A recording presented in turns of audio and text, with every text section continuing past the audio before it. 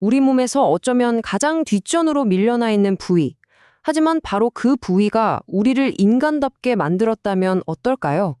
오늘 이 보이지 않는 곳에 숨겨진 인류의 거대한 비밀을 한번 파헤쳐 보겠습니다. 정말 그렇지 않나요? 프랑스의 작가 장육 애니그는 이렇게 말했죠. 자기 엉덩이를 볼 수 있는 사람은 없다. 평생 내 눈으로는 직접 볼 수 없는 내 몸의 일부라니. 거울 없이는 확인할 수 없고 늘 타인의 시선 속에 존재하는 참 특별한 부위입니다. 자, 그래서 오늘의 핵심 질문은 바로 이겁니다. 어떻게 이렇게 때로는 좀 부끄럽고 웃음거리가 되기도 하는 이 부위가 인류 문명의 거대한 시작점이 될 수 있었을까요? 지금부터 그 미스터리를 함께 풀어보시죠. 좋습니다. 그럼 이야기의 시작은 이 신체 부위가 왜 이렇게 독특한 위치를 차지하게 됐는지부터 살펴봐야겠죠. 사실 우리가 엉덩이에 대해서 막 대놓고 이야기하진 않잖아요. 그쵸? 오히려 좀 놀리거나 민망해하죠. 문화적으로는 이렇게 천대받는데 생물학적으로는 인류 진화의 키를 쥐고 있다니. 이 엄청난 간급, 여기서부터 모든 이야기가 시작됩니다. 자, 그럼 이제 문화적인 편견은 잠시 접어두고 시간을 아주 멀리, 저 먼 과거로 한번 거슬러 올라가 보죠. 모든 것의 시작, 바로 인류 진화의 심장부로 들어가 보겠습니다. 네, 엉덩이의 역사는 무려 300만에서 400만 년 전으로 거슬러 올라갑니다. 이때 정말 인류 역사상 가장 중요한, 그야말로 결정적인 사건이 하나 터지게 되죠. 핵심 키워드는 바로 직립보행입니다. 우리 조상들이 두 발로 딱 서게 되면서 균형을 잡으려고 엉덩이 근육, 그러니까 둔근이 어마어마하게 발달한 거예요. 이 덕분에 우리는 뛸 수 있게 됐고요. 근데 더 중요한 건 손이 자유로워졌다는 거죠. 이 자유로운 손으로 도구를 만들고 척추 위에 머리가 똑바로 얹히면서 뇌가 커질 수 있는 공간까지 확보된 겁니다. 와, 정말 모든 것의 시작이 엉덩이 근육이었네요. 이 표를 한번 보세요. 인간의 엉덩이가 다른 영장류랑 얼마나 다른지 한눈에 보이죠? 지구상에 있는 193종의 영장류 중에서 오직 인간만이 항상 이렇게 돌출된 반구형 엉덩이를 가지고 있어요.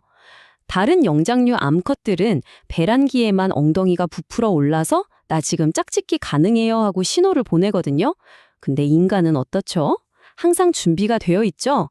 이 상시적인 성적 신호가 인간의 성생활, 가족관계, 더 나아가서는 사회구조 전체를 바꿔놓는 엄청난 나비 효과를 불러온 겁니다. 여기서 정말 기가 막히게 재미있는 가설이 하나 등장합니다. 바로 동물학자 데스몬드 모리스의 주장인데요. 원래 인간도 다른 동물들처럼 뒤에서 짝짓기를 했대요. 그때는 당연히 풍만한 엉덩이가 엄청난 매력 포인트였겠죠? 그런데 직립보행을 하면서 마주보는 자세로 바뀌니까 뒤에 있던 그 매력 포인트가 앞으로 옮겨와야 했던 거예요. 그래서 그 대용품으로 발달한 게 바로 가슴이라는 거죠.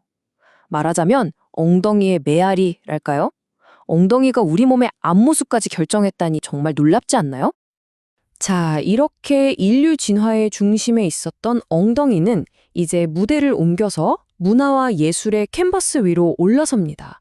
도대체 예술가들은 왜 그렇게 엉덩이에 매료되었던 걸까요? 이거 보세요. 정말 놀랍지 않나요? 고대 그리스에서는 탄탄한 엉덩이에 작은 성기가 이상적인 남성상이었답니다. 그 사람들한테 탄탄한 엉덩이는 건강미와 젊음의 상징이었고 오히려 큰 성기는 좀 음탕하고 절제 못하는 걸로 봤대요. 시대에 따라서 아름다움의 기준이 이렇게나 달라지는 거죠.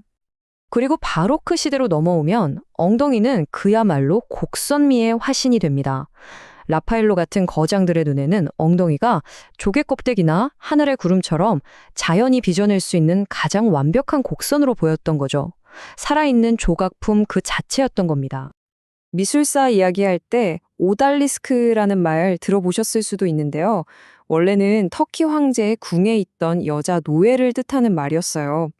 근데 이게 서양으로 넘어오면서 앵그르 같은 화가들을 통해 나른하고 관능적인 아름다움의 아이콘으로 재탄생한 거죠.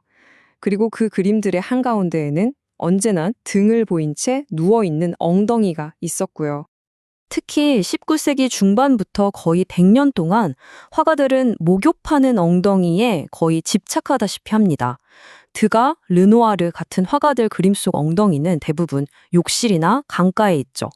왜냐하면 목욕이라는 아주 일상적인 장면을 통해서 자연스러운 누드의 아름다움을 담아내고 싶었던 거예요. 하지만 이렇게 예술가들이 찬양했던 아름다움이 세상의 다른 한쪽에서는 죄악과 수치의 상징으로 낙인 찍히고 있었습니다. 아니, 어떻게 똑같은 신체 부위가 이렇게 정반대의 평가를 받을 수 있었을까요? 엉덩이가 금기의 대상이 된 역사를 한번 따라가 보죠. 13세기에 교회는 춤을 추는 게 신성한 주일에 농사 짓는 것보다 더 큰 죄라고 선언해요. 왜? 춤을 출 때 드러나는 육체 움직임이 욕정을 불러일으킨다고 본 거죠. 그리고 17세기가 되면 볼기치기가 복종과 지배를 상징하는 체벌로 자리 잡고요. 그러다 18세기에 이르러서는 사드 후작 같은 인물에 의해서 오히려 모든 금기를 깨부수는 강력한 저항의 상징으로 떠오르기도 합니다. 교회가 왜 그렇게 엉덩이를 두려워했는지 그 이유를 좀 더 들여다보면요. 첫째, 영혼이 참여할 수 없는 순수한 육체의 쾌락을 상징했기 때문입니다. 둘째, 중세 시대에는 악마 숭배 의식에서 악마의 엉덩이에 입을 맞추는 모욕적인 의식이 있었다고 해요. 그리고 마지막으로 아이를 낳기 위한 목적이 아닌 그저 동물적인 쾌락 그 자체를 상징했기 때문이죠. 한마디로 통제 불가능한 인간의 본능 그 자체였던 겁니다. 그리고 이런 저항의 정신은 문닝이라는 행위로 지금까지도 이어지고 있습니다. 중세 독일에서는 폭풍우를 쫓아내려고 창밖으로 엉덩이를 내밀었다는 기록이 있고요. 오늘날에는 권위에 저항하는 시위 현장에서 쉽게 볼 수 있죠. 시대를 초월하는 아주 강력한 저항의 표현 방식인 셈이에요. 자, 이렇게 억압과 저항의 기나긴 역사를 거쳐서 엉덩이는 21세기에 와서 또다시 완전히 새로운 의미를 갖게 됩니다. 과연 오늘날 우리는 엉덩이를 어떻게 보고 있을까요? 네, 말 그대로 재발견되고 있습니다. 특히 SNS나 피트니스 문화가 확산되면서 엉덩이는 더 이상 숨겨야 할 부끄러운 부위가 아니게 됐죠. 오히려 열심히 운동해서 가꿀 수 있는 건강함과 자기관리의 상징이 된 겁니다.